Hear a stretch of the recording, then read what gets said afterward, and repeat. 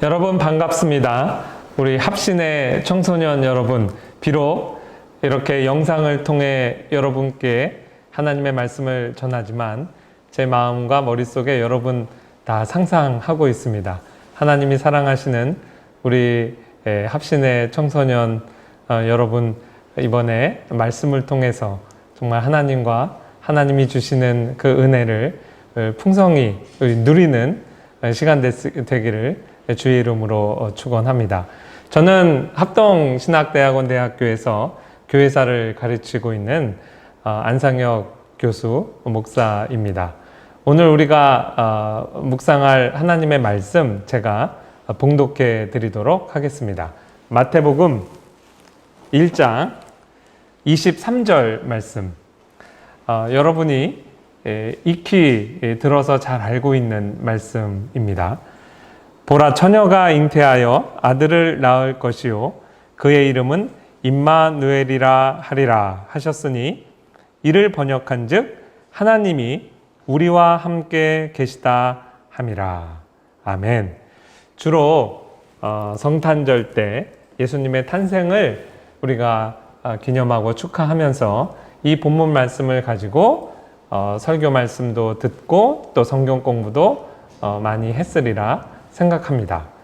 예수님의 거룩하신 이름, 성호가 임마누엘입니다. 임마누엘의 뜻은 하나님이 우리와 함께 하신다라는 의미입니다. 예수님의 이름인 만큼 너무나 중요하다는 생각을 해서 제가 창세기부터 요한계시록까지 임마누엘 그 이름을 한번 찾아보았습니다.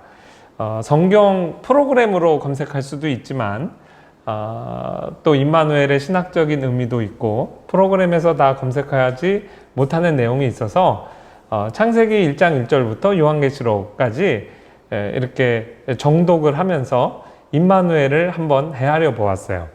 임마누엘이라는 단어는 성경 66권 가운데 딱 3번 등장합니다. 오늘 방금 읽은 마태복음 1장 말씀, 이 말씀이 인용하고 있는 이사야서 7장 14절 말씀, 또 이사야서 8장 8절에도 임마누엘이 등장해요. 그러면 성경에 딱 3번만 등장하느냐? 그렇지 않습니다. 임마누엘의 뜻은 하나님이 우리와 함께 하신다, 또 하나님이 너희와 함께 하신다 라는 임마누엘의 의미를 가지고 헤아려 보면 신구약 성경에서 약 42번 정도 이렇게 등장하고 있어요. 또 이 하나님이 우리와 함께 하신다라는 그 신학적인 의미를 고려하고, 또 우리 말고 하나님이 너와 함께 하신다, 하나님이 나와 함께 하신다, 개인에게 적용하는 경우나 또 하나님이 너와 함께 하시기를 원한다, 뭐 이런 기원이나 이런 임마누엘과 직간접적으로 관련된 구절들을 다 검색하면 자그마치 238구절 정도가 검색이 됐어요. 그래서 이 목사님이 그 한 구절 한 구절 찾을 때마다 이렇게 성경 한 권, 새 권을 이렇게 따로 구별해서, 우리 정한 박윤선 주석 성경입니다. 창세기부터 읽어가면서 좀 의미를 가지고 색깔을 구분해서 이렇게 태그를 붙여봤어요. 이만큼이나 되죠?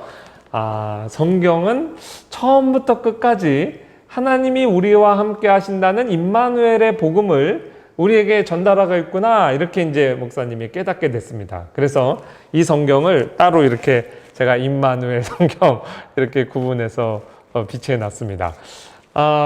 목사님이 이렇게 성경 한 권을 일독을 하면서 임마누엘 성경 구절을 찾은 그 결과를 파일로 제가 드렸습니다. 여러분 누구나 원하시면 이렇게 다운로드 받을 수 있어요. 제가 도표로 만들었는데, 어디까지나 이제 제가 찾은 거니까 뭐 완벽하다고 볼 수는 없겠죠. 그래도 오늘 이 성경 66권에서 말하는 임마누엘의 그 메시지, 그거를 저는 어렵게 공부했지만 그 결과를 이제 쉽게 요약해서 여러분과 이 시간 나누려고 합니다.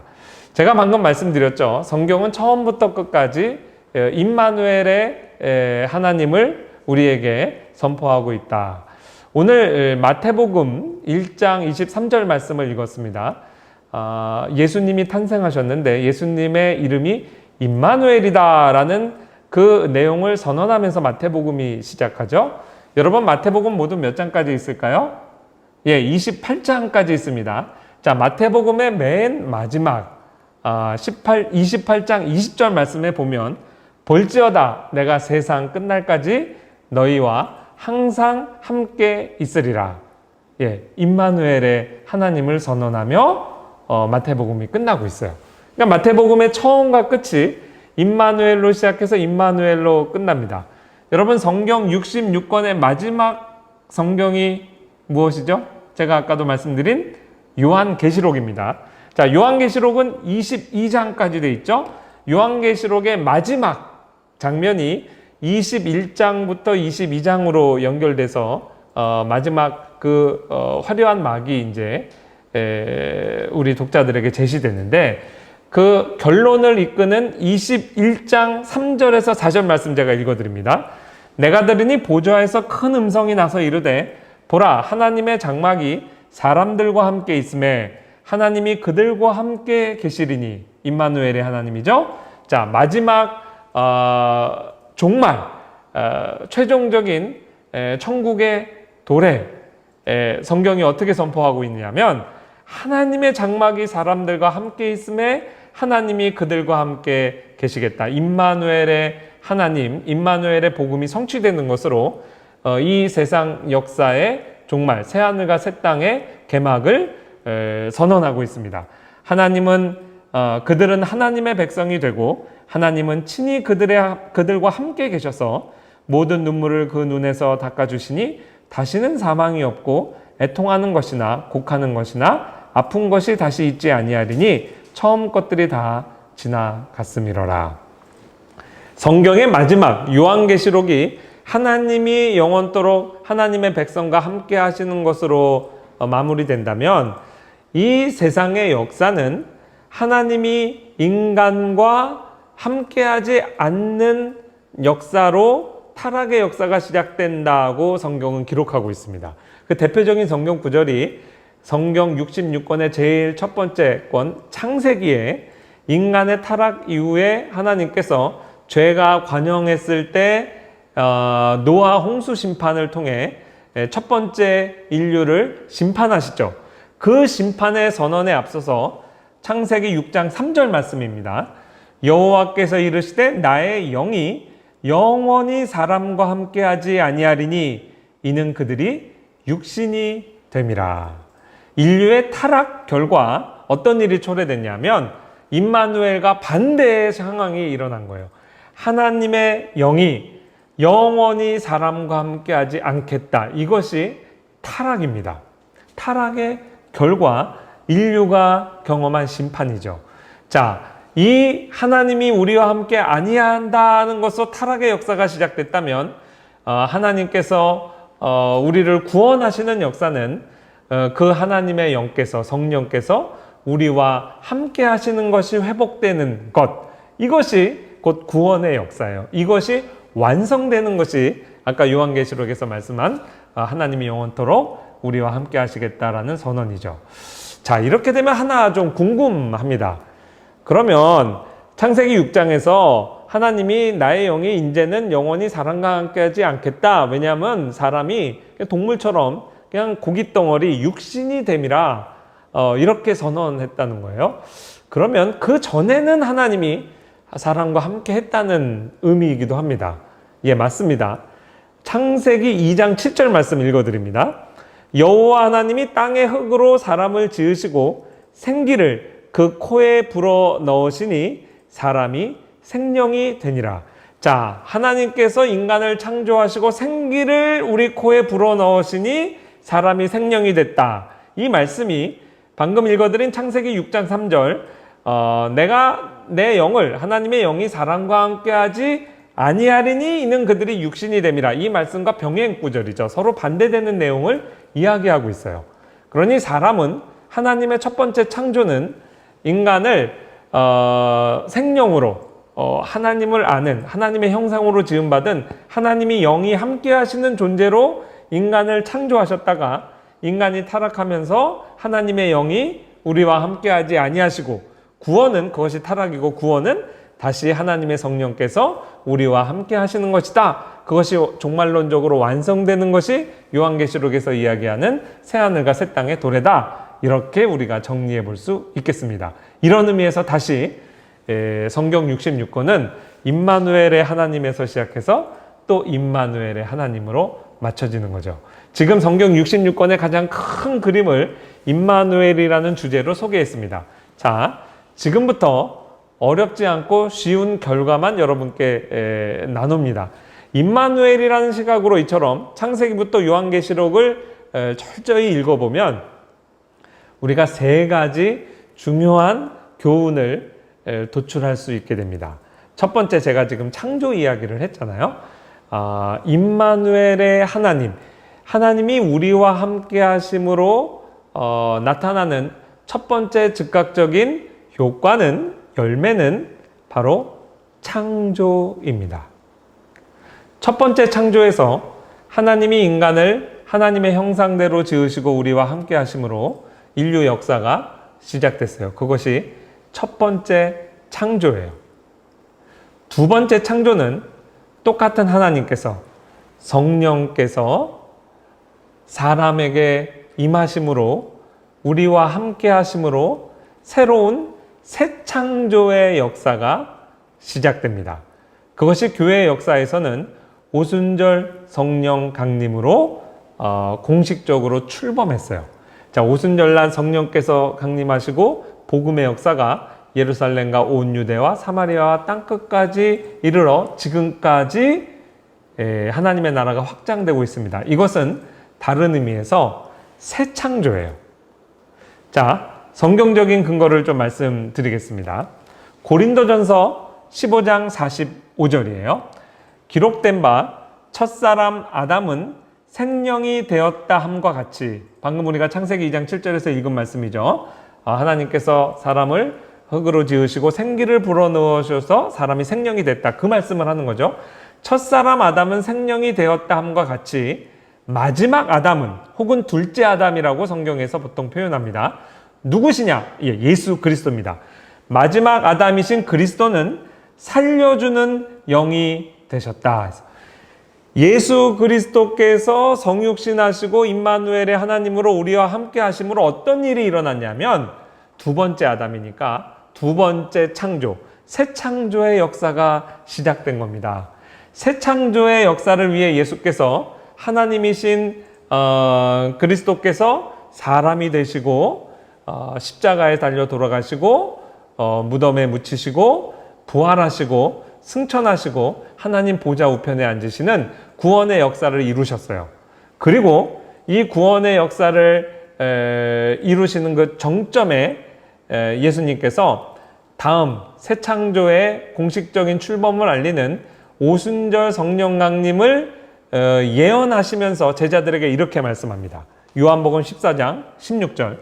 내가 아버지께 구하겠으니 그가 또 다른 보혜사, 성령님이죠, 너희에게 주사 영원토록 너희와 함께 있게 하겠다. 임마누엘이죠.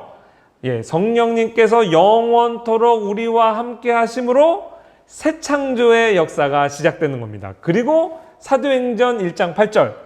오직 성령이 너희에게 임하시면 너희가 권능을 받고 예루살렘과 온 유대와 사마리아와, 사도행전 8장에 보면 사마리아 성 사람들이 복음을 받아들였다는 얘기를 듣고 베드로와 요한이 가서 그들에게 안수할 때 오순절 성령 강림의 역사가 재현됩니다.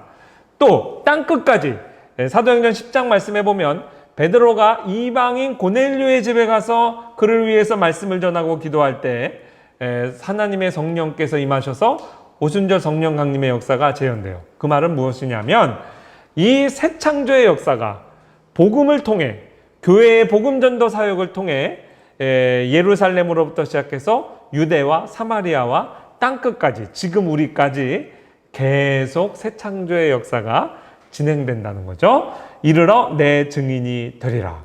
자, 이렇게 임마누엘의 첫 번째 열매는 창조와 새 창조입니다. 이것이 우리에게 중요한 적용점을 시사해 주는데요. 이 놀라운 하나님의 새 창조 사역에 우리가 참여할 수 있는 거예요.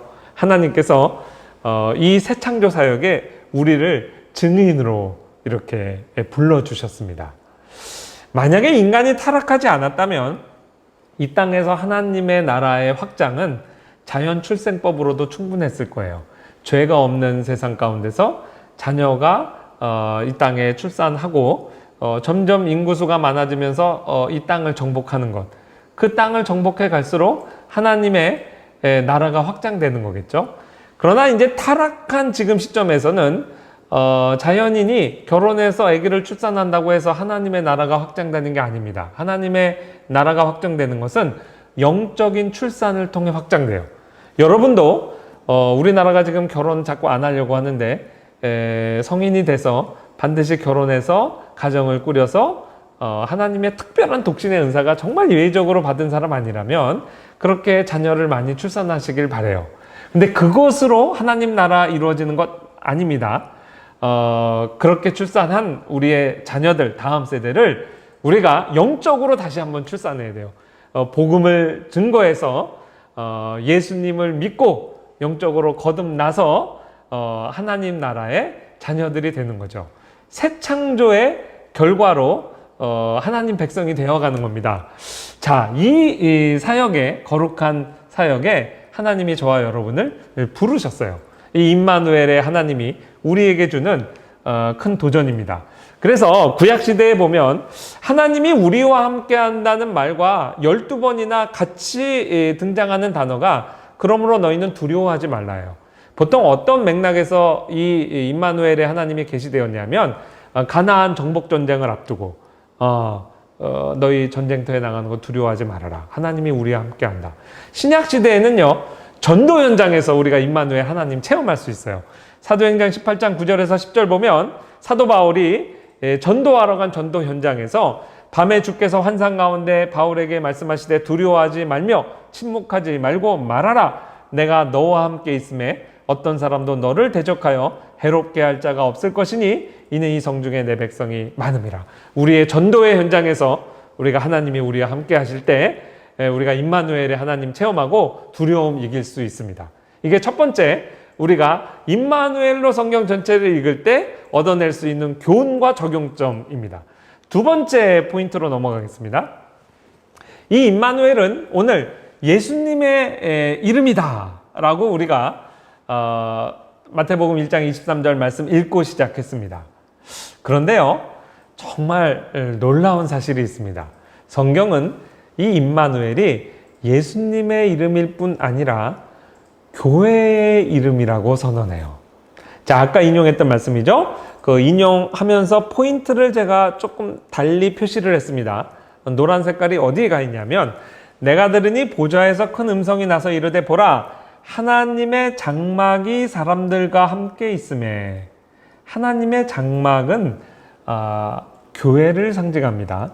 하나님의 장막이 사람들과 함께 있음에 하나님이 그들과 함께 계시리니 그들은 하나님 백성 되고 하나님은 친히 그들과 함께 계신다. 자, 계시록 21장 이 말씀은 레위기 26장의 말씀을 염두에 두면서 계시하신 말씀이에요. 레위기 26장 말씀 11절 12절 읽어드립니다. 내가 내 성막을 너희 중에 세우리니. 광야 이스라엘 백성 가운데 하나님께서 오늘날의 예배당이죠. 성막을 지으시고 그 성막 가운데 성막이 상징하는 것이 하나님이 그들과 우리와 함께 계신다는 거예요. 내가 내 성막을 너희 중에 세우리니 내 마음이 너희를 싫어하지 아니할 것이며 나는 너희 중에 행하여 너희 하나님 되고 너희는 내 백성 되리라. 자, 이 계시록 21절 말씀이 레위기 26장 말씀과 병행을 이룹니다. 그런데요, 이 하나님의 성막, 하나님이 우리와 함께 하신다는 것, 교회의 이름이라고 말씀드렸죠. 그런데 이 교회가 누구냐? 고린도후서 6장 16절. 우리는 살아계신 하나님의 성전이라. 놀라운 말씀입니다. 이와 같이 하나님께서 이르시되 내가 그들 가운데 거하며 두루 행하여 나는 그들의 하나님 되고 그들은 내 백성 되리라. 계시록 21장 말씀, 레위기 26장 말씀, 고린도후서 6장 말씀이 다 병행 구절이에요. 그러므로 예수님의 이름인 임마누엘이 곧 우리 교회의 이름이기도 하고 교회의 본질입니다. 바로 적용점으로 넘어갈게요. 자, 교회의 본질. 여러분도 교회고 여러분이 지금 출석하는 그 교회의 교회당, 우리 합신 교회들, 이 교회의 본질은 하나님이 우리와 함께 하신다는 임마누엘입니다. 그런데요, 우리는 오감을 가지고 있잖아요. 그래서 오감으로 감각하는 교회에 너무 지나치게 빠져 있다가 정작 봐야 되는 교회의 본질이 무엇인지를 가끔씩 놓쳐요. 그도 그럴 것이 우리만 그런 것이 아니고 다윗과 같이 정말 위대한 신앙의 선배도 교회의 본질이 무엇인지를 잘 몰랐다가 실수한 적이 있어요. 자, 첫 번째 보세요. 다윗이 하나님의 성전을 건축하려고 시도했다가 하나님께 거절된 의사를 이제 전달받습니다. 실망스러운 일이죠. 근데 이제 다윗이 왜 성전을 건축하려고 했냐면 자기는 역대상 17장 1절 말씀 읽어드려요. 나는 백향목 궁에 거주하거늘 여호와의 언약궤는 휘장 아래에 있도다. 나는 이렇게 좋은 궁전에 거하는데 그 당시 하나님의 임재를 상징하는 언약궤가 그냥 텐트 예배당 안에 있는 거예요. 그러니까 마음이 너무 안 좋았어요. 나는 이렇게 좋은 데 사는데 우리 하나님 저기 계시니까 너무 마음이 아프다. 나단 선지자를 불러서 내가 화려하게 성전을 건축하겠다. 선지자도 처음에 좋게 생각했어요. 그때 하나님께서 NO! 그러시면서 이렇게 가서 다윗에게 이야기하라고 합니다. 같은 장 3절에서 6절이에요. 여호와의 말씀이 너는 내가 거할 집을 건축하지 말라. 내가 이스라엘을 애굽에서 올라오게 한 날부터 오늘까지 집에 있지 않고 오직 이 장막과 저 장막에 있으며 이 성막과 저 성막에 있었나니 이스라엘 무리와 더불어 가는 모든 곳에서 내가 언제 너희 보고 집 지어달라고 했느냐. 여기서 정말 하나님이 중요한 포인트를 말씀하고 계세요. 하나님은 항상 본질을 계시하고 계세요. 성막의 본질이 뭐냐? 너희가 여기에 살면 내가 거기 있고 성막을 또 걷어서 장막을 걷어서 또 이쪽으로 이주하면 내가 너희 따라가고 하나님께서 너희 가는 곳에 항상 같이 하셨다는 것이죠. 동행하셨다는 것이죠. 그런데 만약에 광야 40년 동안 한 곳에다가 큰 건물 지으면 어떻게 해요? 그러면 하나님은 마치 거기에만 계신 것처럼 사람이 착각할 수도 있잖아요. 그래서 하나님께서 야, 성막의 본질, 교회의 본질은 내가 너희와 함께 동행하는 거지 어떤 건물의 화려함에 있는 거 아니야. 이거 분명히 가르쳐 주신 겁니다. 물론 다윗의 그 마음은 받으시고 크게 기뻐하셨죠. 그래서 성막을 화려하게 짓지 못하고 항상 텐트처럼 걷어야 되니까 간소한 형태로 지었다가 나중에 정말 솔로몬 화려한 예루살렘 성전을 지었죠. 다 좋은 건 아니었어요. 왜냐하면 사람들이 착각할 수 있어요. 그 다음부터는 하나님 만나려면 저 성전에 가야 된다. 하나님은 마치 성전에만 계신 분으로 착각할 수도 있거든요. 사도행전에 보면 스데반 집사님이 순교하실 때 이러한 말씀을 해요. 하나님은 손으로 만든 성전에 거하지 않는다. 그것이 그 당시에 이스라엘 사람들에게 큰 충격을 주었을 정도입니다. 이것도 우리가 교회의 본질이 무엇인지를 착각해서 벌어진 일이에요. 또 다윗이 한번 실수를 하는 경우가 사무엘하 6장에 기록되어 있어요. 하나님의 법궤를 이제 다윗 성전에 좋은 장소로 이제 옮겨오려고 하는데 다윗이 하나님을 너무 사랑하잖아요. 그래서 이러한 계획을 세웁니다. 성경에 보면 3만 명을 동원했어요. 와, 3만 명의 행렬을 준비해가지고 하나님의 법궤를 이동하는데 정말 화려한 행사를 기획했습니다. 그런데 성경에 보면 사무엘하 6장 3절 말씀이에요. 그들이 하나님의 궤를 새 수레에 싣고 서로 하여금 이렇게 끌게 했거든요. 그랬더니요, 어떤 일이 벌어졌냐면 소가 끌다가 이렇게 막 펄쩍펄쩍 뛰니까 웃사라는 사람이 하나님의 법궤가 쓰러지면 안 되잖아요. 그래서 그걸 손을 잡았어요. 그거 손대면 안 됩니다. 근데 하나님께서 그 웃사를 그 자리에서 심판해서 죽이셨어요. 그러니까 그 화려한 행사에 하나님 자신이 찬물을 끼얹은 거예요. 그래서 그 행사 다 취소됐죠. 그 다윗이 정말 너무 충격을 받았어요.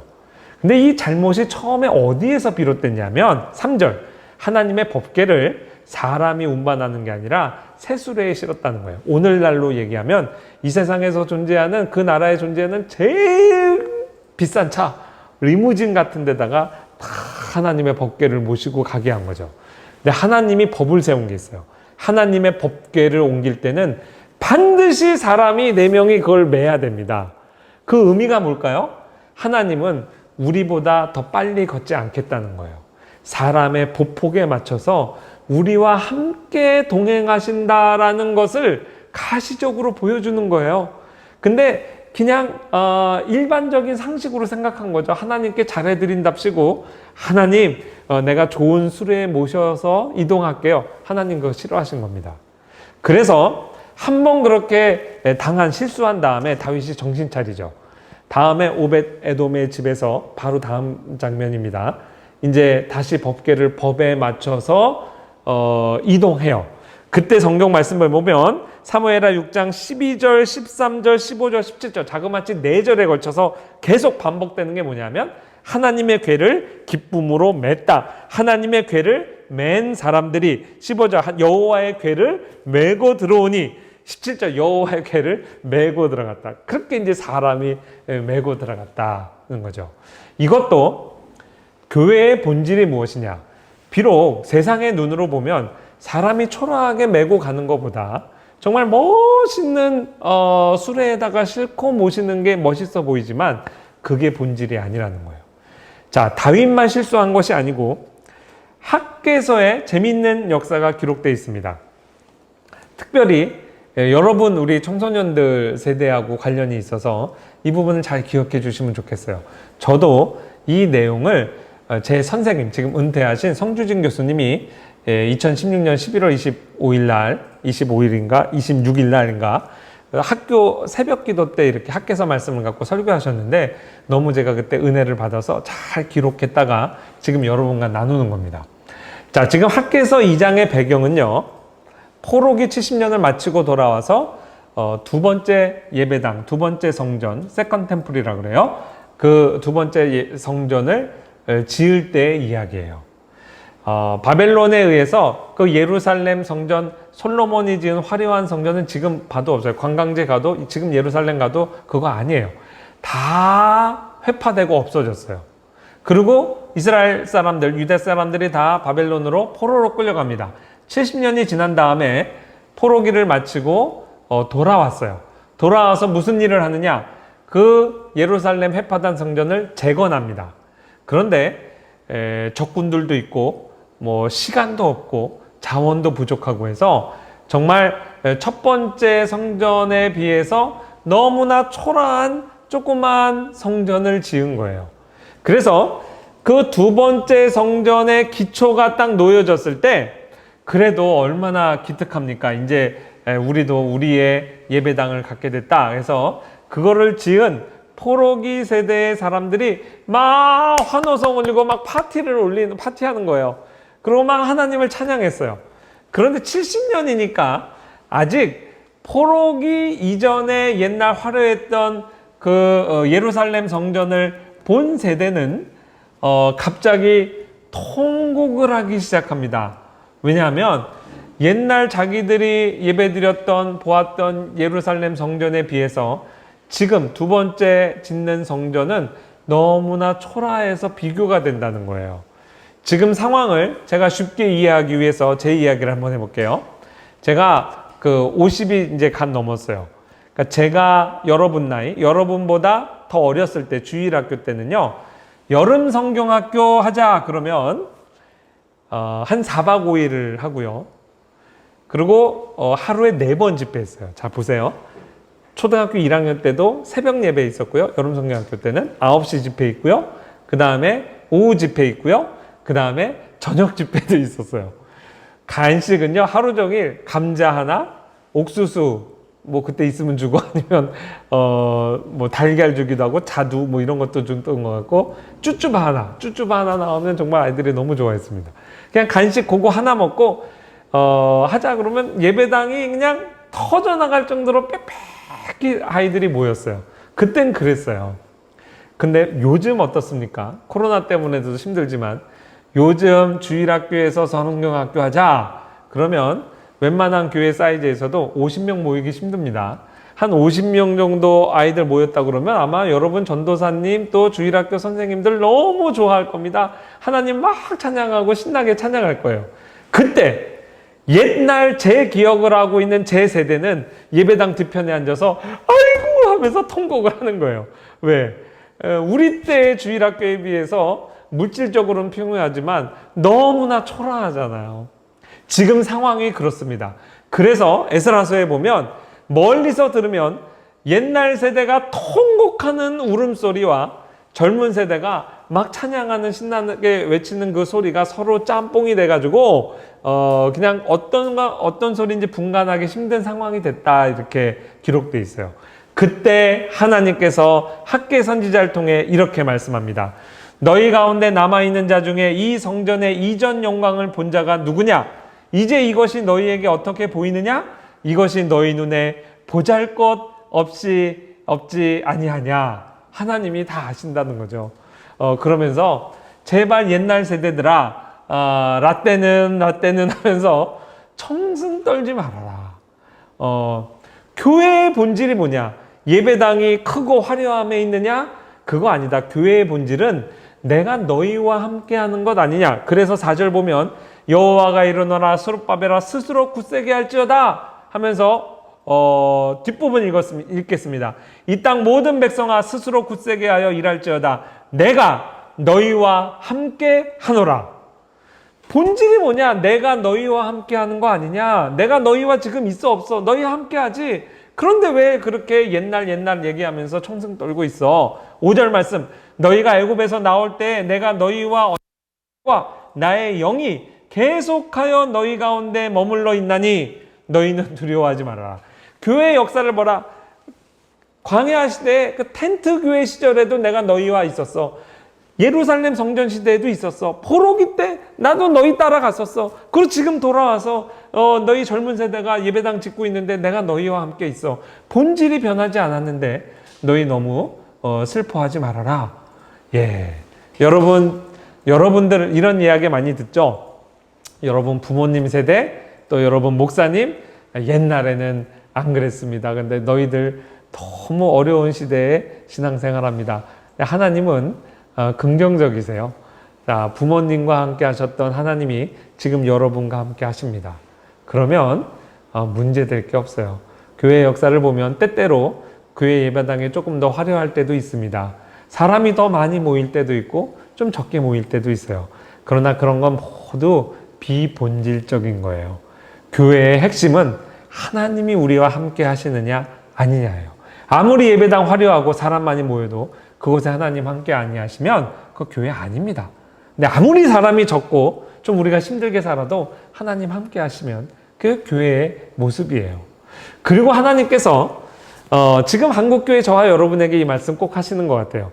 미래에 대해서 결코 부정적으로 얘기하지 말아라 그럽니다. 왜 그러냐면 만군의 여호와가 이같이 말하노라. 조금 있으면 내가 하늘과 땅과 바다 육지를 진동시킬 것이요. 이 과거를 바라보며 애통해하고 있는 이 이스라엘 사람들 향해서 왜 과거에 연연하냐. 과거 보지 말고 앞을 봐. 조금 있으면 계속 이야기하세요. 그러면서 7절 조금 있으면 또한 모든 나라를 진동시킬 것이며 모든 나라의 보배 사모하는 것. 그게 누구냐 하면 메시아예요. 앞으로 참 성전이신 메시아께서 오실 것이다. 이 그리스도께서 요한복음 2장에 보면 이 성전을 자기 몸이라 그랬어요. 그러니까 정말 성전의 본질이신 그리스도의 초림을 가리키죠. 조금 있으면 오실 거야. 조금 있으면 오실 거야. 이렇게 이야기하는 거예요. 그러므로 9절, 이 성전의 나중 영광이 이전 영광보다 크리라. 하나님은 미래에 대해 굉장히 낙관적입니다. 실제 역사는 어떻게 됐어요? 그 이스라엘 사람이 기다리고 소중하게 여기하는 예루살렘이 회파됐어요. AD 70년에 사실 그 헤롯이 지은 궁전도 회파됩니다. 그런데도 하나님께서는 그거 다 아시면서도 미래를 향해서 조금 있으면 이 성전의 영광이, 나중 영광이 지금 이전 영광보다 클 거야 얘기하세요. 왜 그러냐면 지금 시계가 째깍째깍 하루하루 잘수록 이렇게 시간이 흘러갈수록 역사는 점점 예수 그리스도의 초림을 향해 이때 나아가고 있죠. 그러니까 항상 교회의 영광은 오늘보다 내일이 큽니다. 근데 이거는 지금 구약시대의 성도에게만 적용될까요? 그렇지 않아요. 우리도요, 지금 역사가 최종적인 종말론적인 교회의 영광, 요한계시록을 향해서 지금 바늘이 착각. 방금 교회의 영광이 내일 교회의 영광보다 덜합니다. 왜냐하면 자고 일어나면 하루하루 더 영광스러운 교회의 영광을 향해 우리는 한 걸음 한 걸음 나아가기 때문에 그래요.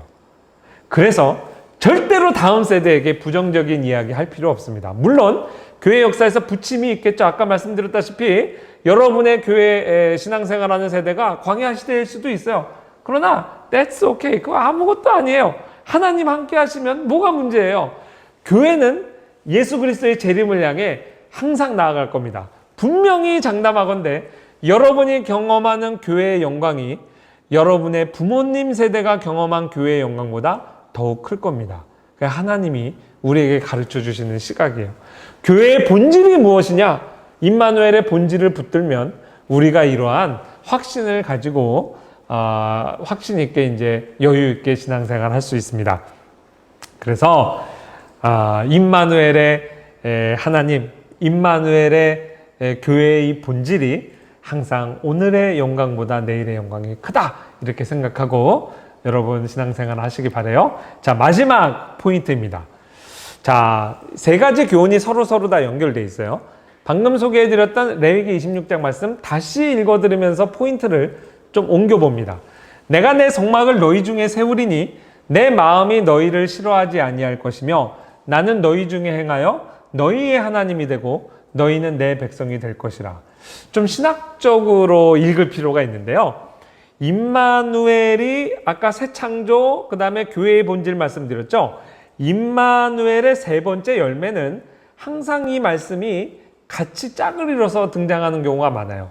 하나님이 우리와 함께 하심에 어떤 일이 일어나냐면 하나님은 우리의 하나님 되고 우리는 하나님의 백성이 된다. 이게 뭐냐면 하나님과 하나님 백성의 사랑의 연합을 이야기하는 겁니다.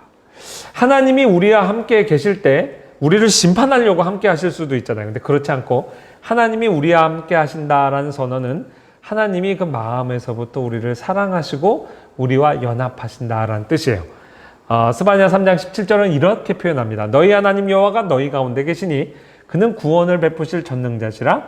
그가 너로 말미암아 기쁨을 이기지 못하시며 너를 잠잠히 사랑하시며 너로 말미암아 즐거이 부르시며 기뻐하시리라. 자, 하나님이 우리 하나님 되고 우리는 하나님 백성이다. 이렇게 하나님이 우리와 함께 하시니 우리는 하나님 백성 되고 하나님은 우리의 하나님 되신다라는 표현이 에스겔 37장, 34장, 고린도후서 6장 16절, 계시록 21장 3절에 이렇게 페어로 엮여져 있어요. 자, 이것에 적용점으로 넘어갑니다. 하나님이 우리와 함께 하시면서 우리와 사랑의 연합을 하시는 것은 우리의 전 인격적인 연합이에요. 우리가 지성적으로도 하나님을 잘 알고 여러분이 누군가를 사랑하면서 그 사람 이름도 몰라. 그건 있을 수가 없죠. 반드시 지성적인 교제와 연합을 포함하는 것이 사랑의 연합입니다. 그래서 자, 성령께서 우리에게 임재하심으로 새 창조 역사가 시작됐다고 그랬죠. 성령이 우리에게 임재하시면 어떤 일이 일어나냐면 성령님은 하나님의 모든 것을 통달하신다고 그랬어요. 하나님의 모든 것을 아세요. 근데 그 성령님이 교회인 우리의 임재하세요. 그러고 우리를 하나님과 연합시키세요. 그럼 어떤 현상이 일어나냐면 우리가 지성적으로도 하나님에 대해서 하나님의 깊은 것까지도 알게 됩니다. 정말 신비하죠. 그게 고린도전서 2장 10절에서 16절.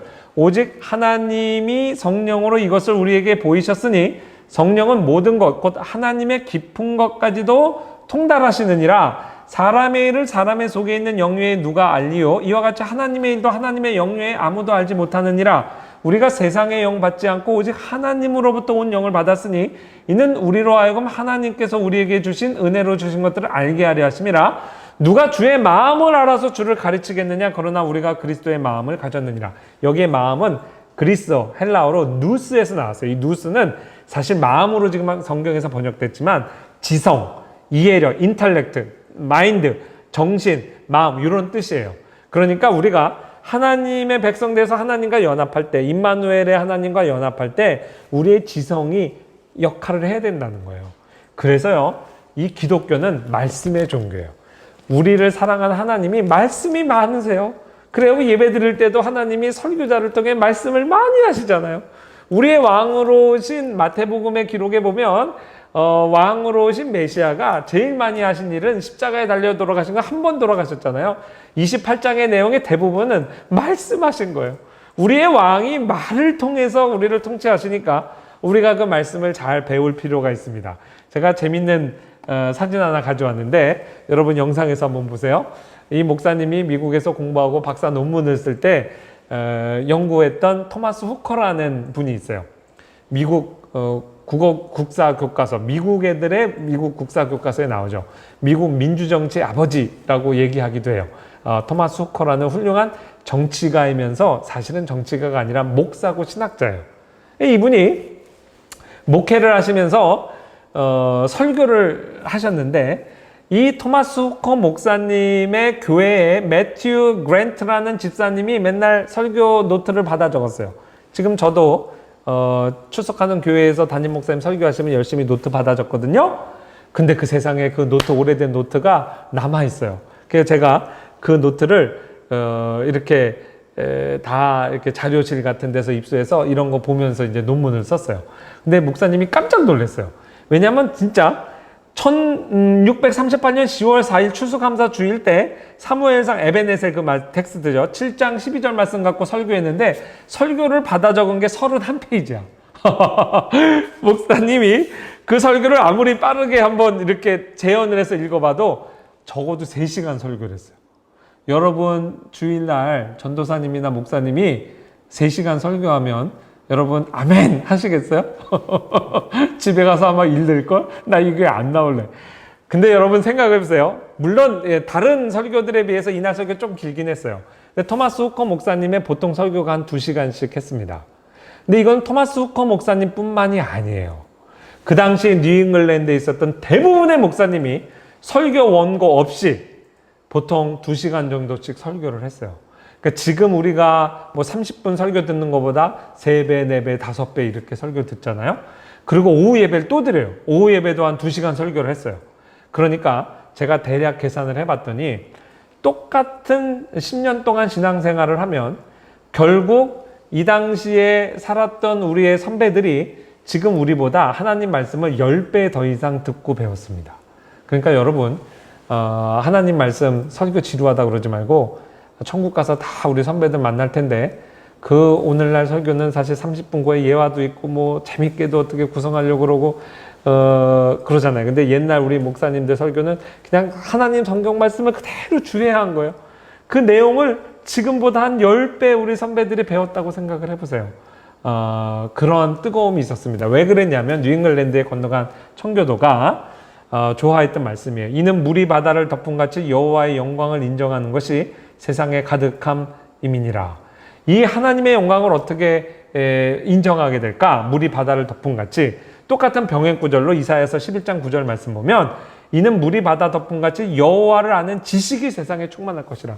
우리가 지성적으로도 하나님 말씀 여러분 학교에서 공부하듯이 그렇게 공부해야 된다는 거예요. 많이 알아야 하나님을 더 많이 이해하고 하나님과 하나의 연합을 이룹니다. 그러니까 여러분 열심히 하나님 말씀도 배우시기 바라요. 그래서 특히 우리 합신교단의 교회가 그렇게 성경 공부 많이 시키는 거예요. 방학 때도 이런 걸 자리를 마련해서 아무리 코로나가 와도 말씀은 배워야 되지 않냐? 그래서 이렇게 지금 시간 마련하는 겁니다. 이게 하나님을 우리가 우리의 왕으로 또 하나님을 우리의 주님으로 섬기고 하나님의 백성이 마땅히 행할 내용입니다. 두 번째, 세 번째, 지금부터는 다 적용이고 예화예요. 하나님이 하나님의 백성과 임마누엘 하나님이 이제 하나가 되시려면 그 우리가 마음과 의지에 있어서도 하나가 됩니다. 내가 여호와인 줄 아는 마음을 그들에게 주어서 그들이 전심으로 내게 돌아오게 하리니 그들 내 백성 되겠고 나는 그들의 하나님 되리라. 또 내 영을 너희 속에 두고 너희로 내 율례를 행하게 하리니 너희가 내 규례를 지켜 행할지라. 내가 너희 조상들과 에게 준 땅에서 너희가 거주하면서 내 백성 되고 나는 너희 하나님 되리라. 이게 하나님은 너희 하나님, 너희는 내 백성. 요 하나님의 연합, 하나님과의 연합, 임마누엘의 즉각적인 세 번째 열매, 요거에 등장하는 내용에 여기서의 마음은 레브, 히브리어로 레브는 그냥 말 그대로 우리의 전심, 속사람, heart 이 말이에요. 그러니까 우리가 하나님과 임마누엘의 하나님과 하나 되는 것은 지성적인 것뿐 아니라 내 전인격적으로 하나가 되는데 우리가 하나님과 하나가 되려면 하나님 사랑해야 돼요. 하나님 사랑하지 않을 수 없도록 하나님이 먼저 우리를 사랑하셨어요. 제가 그래서 예화를 또 하나 준비했습니다.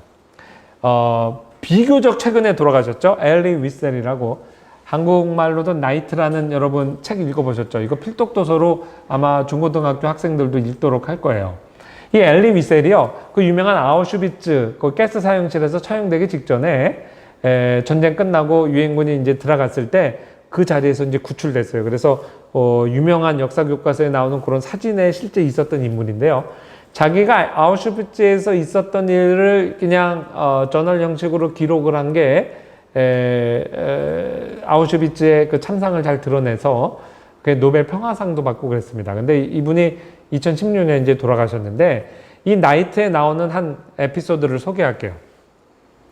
그 소설책에 보통 뒷표지 같은데 좀 흉측스럽게 좀 끔찍하긴 하지만 사람 3명 교수형 시키는 그 장면이 이렇게 보통 그려져 있어요. 거기에 소개되는 유명한 에피소드 가운데 핵심적인 내용이에요. 그 아우슈비츠의 사람들이 자꾸 탈출하려고 시도하니까 일벌백계 하려고 탈출하다 잡히면 그냥 죽이지 않고 전체 그 아우슈비츠 수용소의 사람들을 연병장에 모아놓고 사람들 보는 앞에서 처형시켰어요. 근데 어른 둘하고 애 하나가 탈출하려고 시도하다가 잡혔는데 이제 교수형을 시킵니다. 여러분, 교수형의 원리는 자기 몸무게 때문에 죽는 거예요. 이렇게 목을 매달면 자기 몸무게 때문에 이렇게 몸이 아래로 축 처지잖아요. 보통 어른들은 10분 안에 죽습니다. 근데요, 너무나 못 먹은 거예요. 몸이 그야말로 배찍자처럼 가벼워. 그러니까 이게 하중이 걸려야 이게 숨이 막힐 텐데 질식이 잘 안 돼서 이 조그만 애는요, 30분을 몸을 막 고통스럽게 움직이는데도 죽질 않는 거예요. 그러니까 보는 사람들도 너무 안타깝죠. 그때 엘리 위셀 뒤에 있던 어떤 사람이 도대체 하나님은 어디 계시는가 이렇게 탄식을 했어요. 그때 이 엘리 위셀이 굉장히 신비한 체험을 합니다.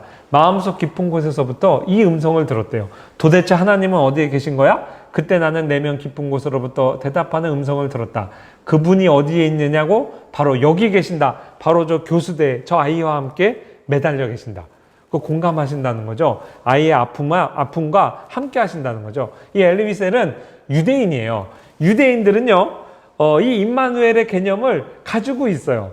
그것을 이렇게 이제 표현했다고 봐요. 이 임마누엘의 하나님에 관한 이 생각을 표현해서 이 책이 정말 신학자들에게도 철학자들에게도 세상 사람들에게도 크게 반향을 일으켰습니다. 임마누엘은요, 어떤 의미를 갖고 있냐면 하나님이 우리와 함께 하심으로 우리의 고통을 같이 공감하신다라는 의미를 갖고 있어요. 여러분, 그래서 요한일서 1장 1절과 2절 보면 태초부터 있는 생명의 말씀에 관하여는 우리가 들은 바요 눈으로 본 바요 자세히 보고 우리의 손으로 만진 바라. 이 생명이 나타내신 바 된지라. 이 영원한 생명을 우리가 보았고 증언하여 너희에게 전하노니 이는 아버지와 함께 계시다가 우리에게 나타내신 바 된 이시니라. 그래서 정말 오감으로 우리가 하나님을 보고 듣고 만지고 체험할 수 있게 된 거죠. 히브리서 4장 말씀에 보면 우리에게 있는 이 대제사장은 우리의 연약함을 동정하지 못하실 리가 아니요 모든 일에 우리와 똑같이 시험 받으신 이로되 죄는 없으시니라. 우리의 연약함을 동정하시고 공감하신다는 거죠. 여러분 공감하시네라는 찬양 알죠? Will Love가 이 찬양을 이렇게 이제 발표했잖아요. 주님이 제가 부르지 못하겠어요. 부르면 돌 맞을 것 같아서 읽어드릴게요. 주님이 우리의 아픈 마음을 아시네. 가까이서 우리의 아픔에 공감하시네. 우리 가운데 찾아오셨던 그 주님이 우리의 모든 상황에 공감하시네. 이거를 작사한 분이 작년이죠. 작년 4월인가 크리스탄 투데이지에 이렇게 인터뷰 기사가 실렸는데 제가 좀 은혜를 받았어요. 이 찬양 가사가 탄생한 배경이 뭐냐면 세월호 사건이랍니다. 세월호 사건이 일어났을 때 이거를 작사하신 분이 너무 시험에 들었대요. 하나님이 살아계시면 어떻게 이런 비극이 일어나나. 근데 그게 자기의 신앙을 회의할 정도로 너무 심각했대요. 그래서 신앙적으로 너무 방황하는데 어느 날 어느 교회 앞에 현수막을 보고 깜짝 놀란 거예요. 아마도 세월호 사건 때 자녀를 잃은 크리스찬 어떤 부모님이 간증 집회 같은 걸 했나 봐요. 그래서 거기 이렇게 현수막에 뭐라고 이렇게 적혀 있는가 제가 읽어드릴게요. 이어 계속 방황하던 중 도중 길을 가다가 어느 한 현수막에 적힌 고백을 보게 됐다. 그 고백은 세월호 때 자녀를 잃은 어느 한 부모님의 고백이었다. 그 고백을 보며 인생이 바뀌었다며 그 고백의 내용은 내가 하나님을 믿는 이유는 그분이 나와 같이 아들을 잃어본 아픔을 아시기 때문이라는 고백이었다. 그래서 탄생하게 된 게 이 찬양이라는 겁니다. 하나님이 정말 독생자 그리스도를 자기의 독생자를 희생시킨 아버지 하나님의 심정이 정말 공감됐다는 거예요. 그래서 이분이 신앙에서 낙심하지 않고 세월호 사건의 그 신자 부모님이 꿋꿋이 이겨나가는 하나님의 오히려 사랑을 간증하는 그런 내용 보고 이분이 또 영감을 받아서 이렇게 찬양지를 짓게 됐습니다. 또 다른 예화 하나를 여러분께 소개해요. 이분은 사실 폴란드의 신부님이에요. 로마 캐톨릭의 신부님인데도요. 우리가 개신교인이지만 너무 마음에 울림이 있어서 제가 소개를 좀 하겠습니다. 맥시미안 꼴베 신부라고요. 그 아우슈비츠 수용소에 있었던 사람이고 1941년 한참 가스 사용 많이 시키고 그럴 때였어요. 8월 14일 날 이제 돌아가신 분인데 아까 말씀드린 것처럼 누가 탈주하거나 잘못하면 일벌 100개 한다고 막 겁을 주고 사람들 인권을 유린하죠. 이날도 아마 누가 탈출했던 것 같아요. 그래가지고 연병장에 다 불러 모아놓고 무작위로 일벌 100개 하느라고 너 해서 아무나 10명을 끄집어내서 그 10사람을 교수용 시키면 10분만 고통스러우면 되잖아요. 어린애 같은 경우는 30분 고통스러웠어도 어쨌든 죽잖아요. 가장 비참하게 죽이는 게 뭐냐면 굶겨 죽이는 거예요. 그냥 스타베이션 벙커라고 조그만 감옥 안에다 가두고요. 굶어 죽이게 하는 겁니다. 그럼 사람이요, 물도 못 먹고 그렇게 이렇게 영양실조 걸린 상태에서 또 그 안에서 그렇게 굶어 보면 보름을 못 넘긴대요. 보통 그 전에 막 거품 물고 미쳐서 막 손톱으로 벽 긁고 이렇게 하다가 죽게 된답니다. 그렇게 해서 10명을 거기다 집어넣는데 그 10명 가운데 한 사람이 딱 지정된 거예요. 그때 그 사람이 막 통곡을 했어요. 내 아내도 못 만나고 두 아들도 못 만나고 내가 여기서 죽는구나. 그러고 있는데 어떤 한 사람이, 그 맥시미안 꼴베 신부입니다. 이 사람이 대여를 이탈해서 앞으로 나오니까 넌 뭐야? 그랬더니 제가 이 사람 대신 그 스타베이션 벙커에 죽으러 들어가면 안 되겠습니까? 그렇게 부탁을 했다는 거예요. 이때 너무 충격을 받은 거예요. 아무리 그 수용소 소장도 이런 일은 경험을 못했던 거죠. 그래서 넌 도대체 누구냐? 그랬더니 저는 사제입니다. 그게 영어로는 프리스트죠. 우리를 제사장 나라로 하나님이 부르셨어요. 우리도 영적으로 보면 다 제사장이에요. 제사장이 어떻게 살아야 되는가를 보여주는 거죠. I'm Catholic priest. 그렇게 얘기한 거예요. 물론 영어로 얘기한 게 아니라 폴란드 말로 했죠. 그때 살아난 사람이 누구냐면 프란시스 체크 가요니체크라는 육군 중사였어요. 이 사람이요. 나중에 이렇게 이야기합니다. 단지 눈짓으로만 그에게 감사를 표현할 수 있었습니다. 이 장엄한 현실에 나는 할 말을 잃었습니다. 사형을 언도받은 자는 살아나고 누군가 기꺼이 자원하여 그 자리를 대신한다? 그것도 나와 아무 관계가 없는 제3자가 난 꿈을 꾸는 것 아닐까? 난 말 그대로 구원을 얻은 것입니다. 이 사람 실제 살아났어요. 그리고 대신 그렇게 너 들어가라 그랬거든요. 그래가지고요, 이 가요니체크라는 사람이 1901년생인데요. 1995년에 돌아가셨어요. 이분이 돌아가시기 전까지 계속 이 꼴배 신부 얘기를 해서 이게 이제 유명해진 거예요. 근데 여러분, 사람들은 여기에 주목을 해요. 그 가요니체크의 이야기가 널리 유명해졌죠. 근데 목사님은요, 어디에 더 은혜를 받는지 아세요? 그 다음 장면이에요. 그래서 꼴배 신부가요, 다른 9사람과 더불어서 스타베이션 벙커에 들어갔잖아요. 지금도 이 자리에 가면 이렇게 관광지 있어요. 여러분 보는 좀 사진이 그때 꼴배 신부가 돌아가신 장소입니다. 거기에 나머지 9사람과 더불어서 그렇게 이제 굶어 죽는 자리에 있었던 거예요. 자기 신분이 우리로 이야기하면 목사죠. 성직자니까 매일매일 기도하고 찬양하고 한 사람 한 사람을 돌봤어요.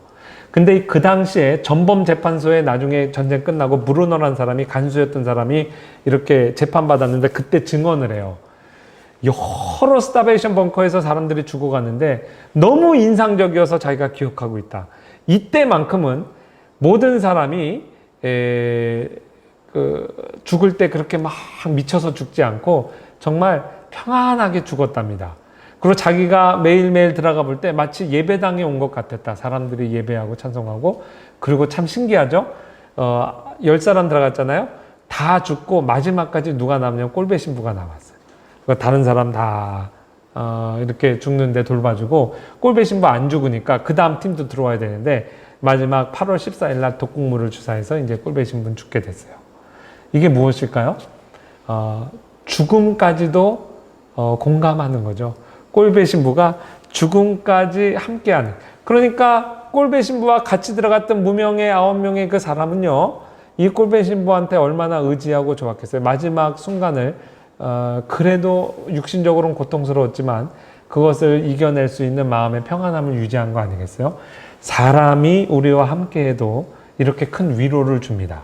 그런데 하나님이 함께 하시는 것은 꼴배 신부가 우리와 함께하는 것 이상이에요. 왜 그렇죠? 하나님은 죽음과 죽음 이후까지도 공감하시기 때문에 그래요. 우리와 함께 하시기 때문에 그래요. 작년에 목사님에게 정말 큰 슬픔이 하나 있었어요. 저희 신학교 학생 중에 우리 신학교에 들어오면 교수님들이 이렇게 한 학년에 한 6, 7명씩 3개 학년 모임은 한 15명에서 20명 이렇게 멘토조가 있어요.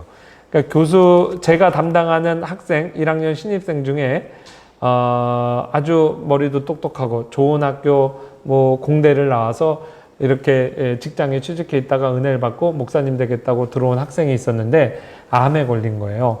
암 진행 속도가 너무 빨라서요, 결국은 이제, 오래 살지 못하고, 얼마 전에요. 12월 달에 소천했어요. 아내가 아직 젊고 아이들이 주일학교 아이들 2명 있어요. 너무 마음이 안타깝죠. 세상의 사람들의 말로 무슨 위로가 되겠습니까?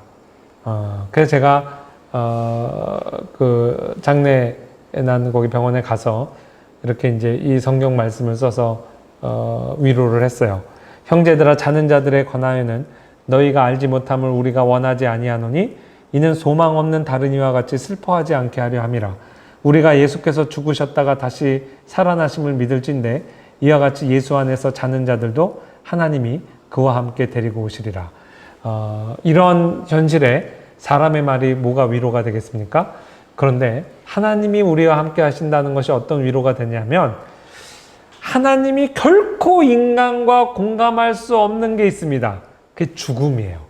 여러분, 어떻게 하나님이 죽겠어요?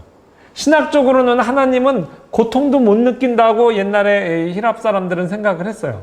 그 신학적으로도 그 문제가 있었어요. 근데 하나님이 우리와 공감하시기 위해 죽을 수 없는 하나님이 사람이 되셨어요. 그래서 우리의 고통 가운데 가장 큰 십자가의 고통을 당하시고 죽음까지도 경험을 하셨어요. 그러니까 이제 죽음도 공감을 해요. 사람은 꼴배 신부가 인간이 죽는 자리까지만 같이 갔어요. 그러나 하나님이신 예수님은요, 우리가 죽는 순간뿐 아니라 죽음 이후로도 하나님 옆에 계시네. 그리고 죽음 이후에 낙원에서도 함께 계세요. 그리고 함께 계시다가 우리를 데리고 다시 부활의 자리까지도 우리를 끌고 오세요.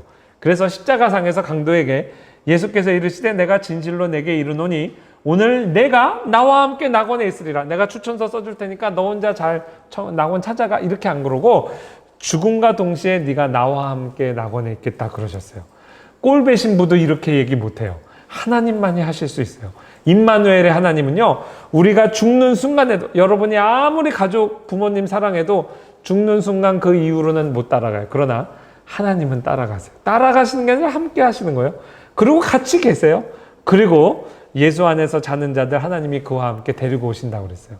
이 하나님의 말씀만이 죽음을 초월해서 우리에게 위로할 수 있습니다. 그래서 제가 이렇게 말씀 적어서 그 아내에게 줬더니 아내가 우리 카톡방에다 이렇게 메시지를 남겼어요. 우리 자기 남편이 너무 학교 가는 거 좋아하고 교수님 좋아하고 강의 듣고 마지막 순간까지 어디 가서 저 같으면 놀았을 텐데 마지막 순간까지 신학교 수업 받은 거 아니에요? 그걸 너무 좋아하고 우리 합신을 천국같이 생각했는데 천국 같은 학교로는 못 들어갔지만 천국에서 다시 만날 소망에 감사합니다. 임마누엘의 하나님을 소유한 신자는 나이가 어리든 많든 다 이렇게 죽음을 초월하는 소망을 누릴 수 있어요. 자, 마지막입니다. 하이데베르그 요리문답 제1문에 질문이 이래요. 사나 죽으나 당신의 유일한 위안은 무엇입니까?